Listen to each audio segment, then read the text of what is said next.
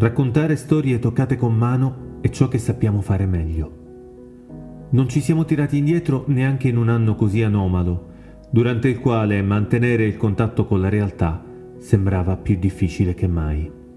Abbiamo cercato di offrire un punto di vista alternativo, ribaltando prospettive e raccontando le opportunità dietro la crisi. Nei giorni delle chiusure forzate in casa abbiamo dato voce a chi una casa non ce l'aveva, ma anche cercato di capire, grazie a pareri autorevoli, che mondo ci attenderà dall'altra parte della pandemia. Dinanzi alla nostra curiosità sono emersi tanti volti, quelli dei siciliani lontani, che dalla Cina alla Norvegia non hanno smarrito le proprie radici, così come quelli delle persone che hanno creduto di poter fare la differenza senza abbandonare la propria terra.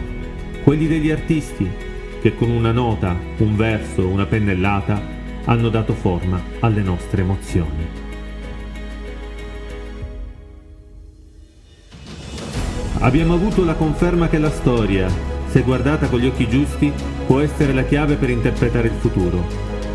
Siamo ancora più consapevoli che nelle difficoltà la nostra sicilitudine può garantirci una marcia in più.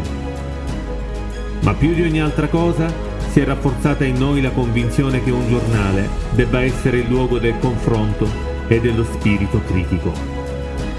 Abbiamo ospitato dibattiti scaturiti dalle vostre suggestioni, consapevoli che il giornalismo avrà ancora senso solo se a legarci sarà una vera e propria relazione.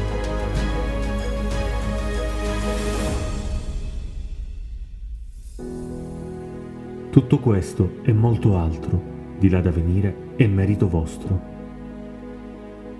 La vostra fiducia ci ha reso migliori e continuerà a farlo anche nel 2021.